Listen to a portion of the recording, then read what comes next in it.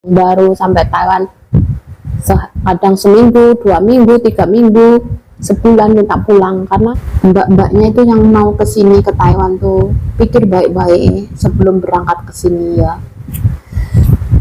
Di sini tuh uji nyali, bener uji nyali dengan cara nyata, bukan uji nyali dengan makhluk halus, tapi uji nyali dengan itu manusia nyata.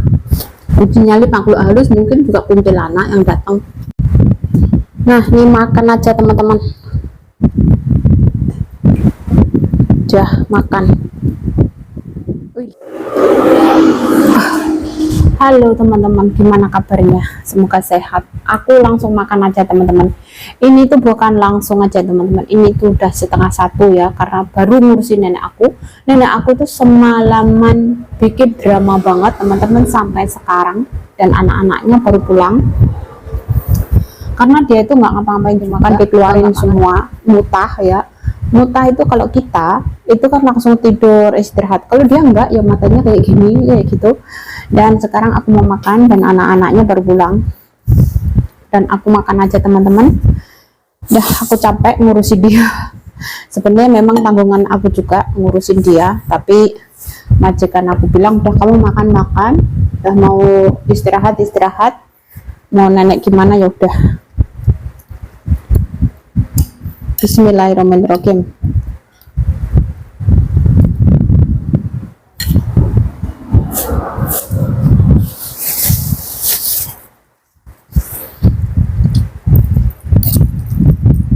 Sampai aku tuh nggak punya tenaga.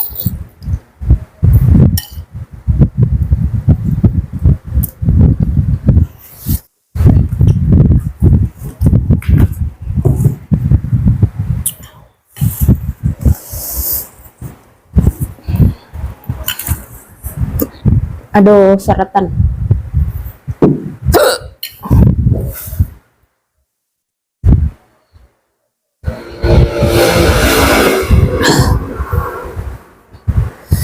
Padahal juga sudah dikasih obat, sudah dimasukin obat, tetap aja kayak gitu.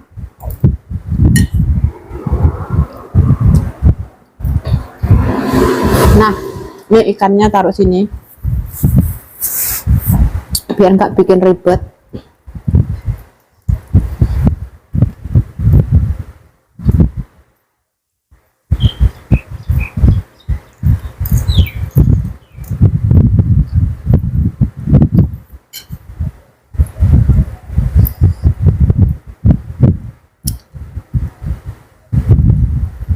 Nenek aku tuh kalau belum perutnya itu habis semuanya isinya, belum berhenti teman-teman.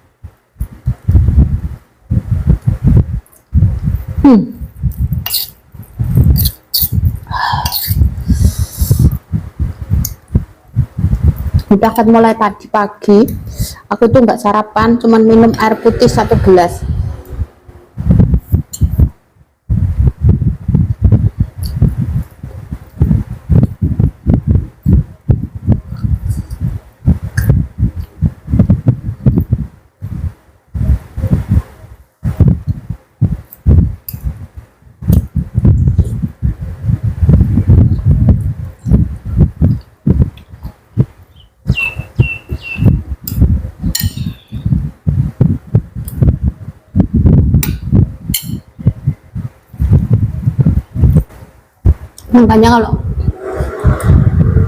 Makanya teman-teman, kalau teman-teman mau kerja di Taiwan tuh harus mempersiapkan mental yang ibaratnya mentalnya 12 itu bisa ditambah lagi 3 kali lipat.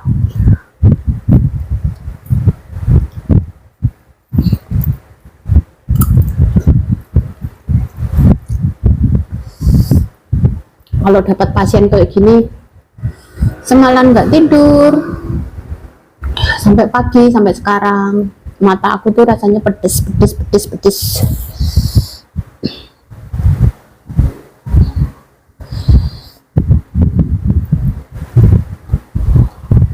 Padahal dia sudah capek semalaman.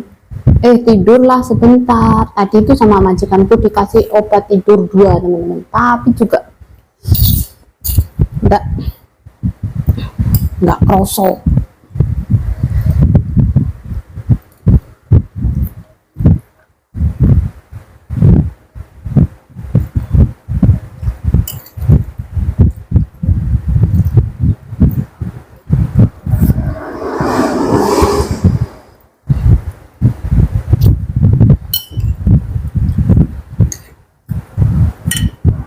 kata majikanku, udah aku kasih obat tidur 2, kalau dia tidur ya biar tidur, kalau nggak tidur ya apa boleh buat.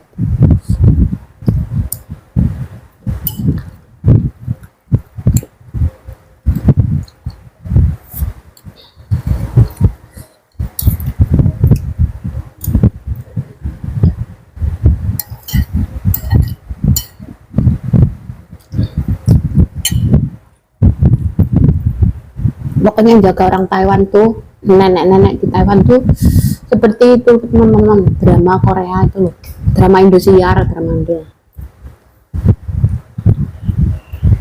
Menjaga orang tua Taiwan itu ya seperti drama Indosiar itu, sebentar seperti ini, sebentar itu, besoknya gimana, nanti malam gimana, kayak gitu.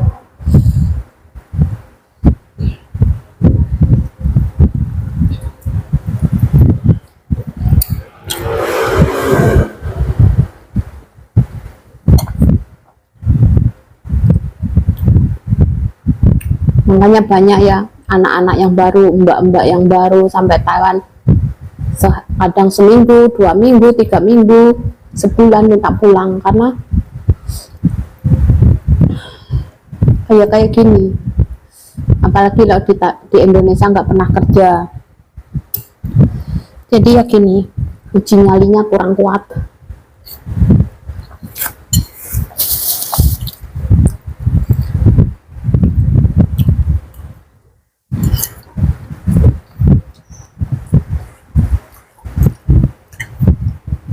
Padahal majikan ambil pembantu juga mahal sekali.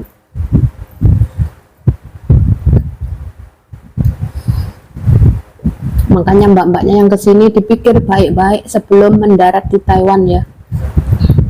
Kalau nggak niat kesini ya udah nggak usah. Sini lebih baik kerja di Indonesia, gaji seberapapun masih dekat dengan orang tua. Kalau sini orang tua di Taiwan tuh ya kayak gini, sering bikin drama yang kita nggak tahu.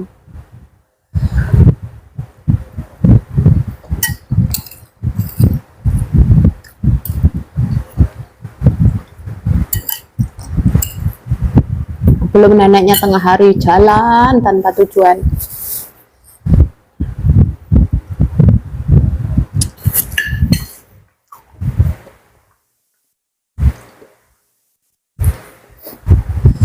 Nenek ini dulu juga ya kayak gitu, sebelum dia nggak bisa jalan tengah hari itu nggak pernah pulang teman-teman, pulang makan berangkat lagi kayak gitu.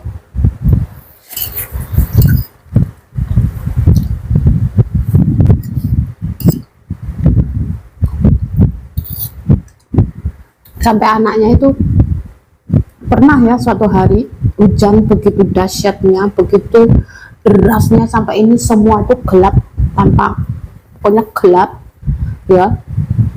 Dia itu nggak ada di rumah dan aku nyariin kemana-mana itu nggak ada teman-teman, sampai pinggir sawah-sawah. Sedangkan petir itu teman-teman, menggelegar-gelegarnya.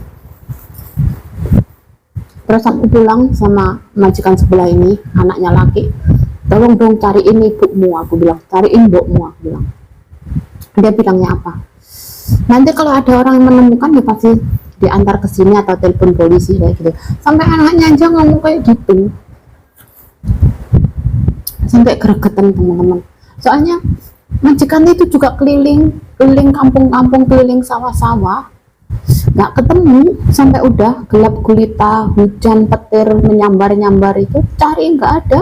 Aku jalan kaki, majikan aku pakai mobil, itu nggak ketemu. Terus sampai pulang, aku pulang, majikan pulang, terus aku pulang, nanti kalau nggak ketemu gimana? Ya udahlah, nggak apa-apa lah, nanti kalau orang ketemu juga pasti telepon polisi atau telepon ambulan atau diantar ke sini kayak gitu, atau telepon aku kayak gitu. Sampai anaknya itu ngeri. Terus gitu tuh pulang teman-teman, nenek aku itu pulang, hujan petir-petir itu setengah jam kemudian aku nyampe rumah, setengah jam kemudian dia pulang. Aku mandiin, aku gantiin baju, aku hairdrayer rambutnya, itu sudah itu ambil tekan lagi sama topi sama payung, mau berangkat lagi. Masya Allah, ini manusia. Katanya majikanku, biar aja dia mau pergi kemana. kayak gitu. Soalnya otaknya ini sudah ngeblank banget, error, sampai stres banget dia tuh, makanya kayak gitu. Terus sampai semua itu nggak tahan ya teman-teman, anak-anaknya nggak tahan kalau panas kayak gini tuh ya. Ini tuh di luar sampai 36, 37, 38 derajat panas ya, dia keluar juga. Terus sampai anaknya itu bingung semua, terus semua rundingan ya, rembukan gitu, dicariin obat biar urat-uratnya itu nggak punya tenaga. Pada akhirnya dia lumpuh kayak gini. Kalau lumpuh gini lebih enak dijaga, anak-anaknya juga nggak khawatir kemana ditabrak mobil apa gitu. Kalau andainya jam-jam segini terus orang-orang tua keluyuran di luaran, terus kadang jam 3 malam tuh dia keluar, tapi nanti kalau ketabrak mobil, bukan mobilnya yang bayar dia, tapi dia yang ganti rugi kayak gitu teman, karena bukan waktunya, bukan jamnya dia keluar kayak gitu. Pernah dia jam 3 itu, jam 2:30, 3 itu keluar, terus bapaknya itu kan kerjanya jaring udang itu kan berangkatnya setengah 2 atau jam 3, sama bapaknya itu sama anaknya itu ya dibawa pulang, pintunya dikunci, pintunya itu ditutup, bapaknya pergi, anaknya pergi, dia juga keluar lagi, sampai majikan tuh ngomong udah biar aja gitu. Tapi takut anak-anaknya yang lain nanti kalau ketabrak orang, di nenek sendiri yang ganti rugi, karena kayak gitu capek banget. Makanya mbak-mbaknya itu yang mau kesini ke Taiwan tuh pikir baik-baik sebelum berangkat ke sini ya. Di sini tuh uji nyali, bener uji nyali dengan cara nyata, bukan uji nyali dengan makhluk halus, tapi uji nyali dengan itu manusia nyata.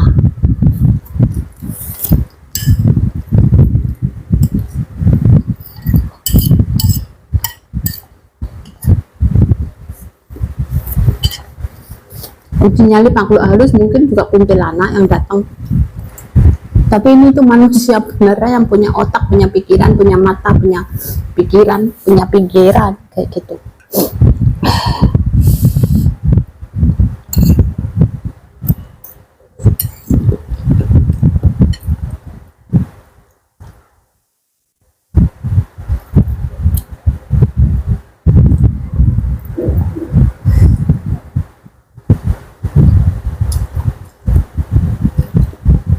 Banyak nenek-nenek orang tua Taiwan tuh sekarang stres temen, banyak yang stres.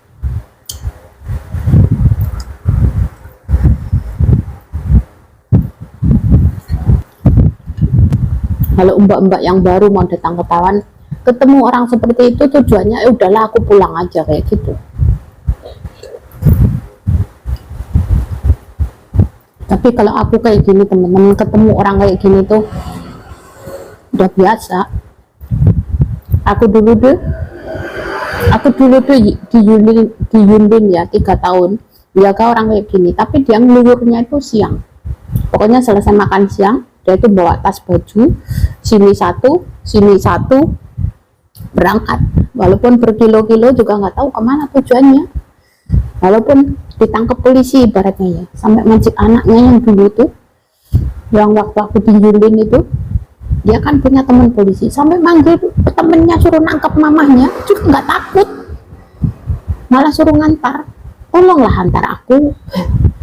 Marah orang tua sini tuh marah.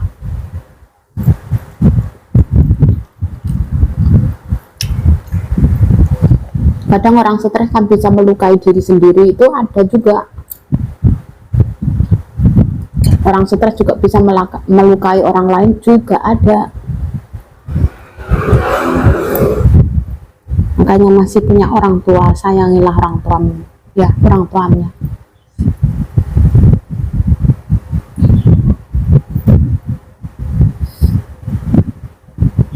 Karena masih punya orang tua itu rasanya beda banget teman-teman. Tapi kalau sudah nggak punya orang tua, rasanya itu lebih beda banget, lebih telangsa gitu. Kenapa ya kita bisa cari uang pada akhirnya mbok bapaknya udah pergi duluan, belum bisa menikmati hasilnya anak kayak gitu. Contohnya itu aku sendiri. Masa kecil-kecil masa anaknya kecil-kecil, orang tua sengsara cari uang untuk menghidupin anak-anaknya walaupun entah gimana caranya. Tapi setelah anak-anaknya dewasa bisa cari uang, mbok bapakku juga pelan satu demi satu juga pergi kayak gitu teman-teman.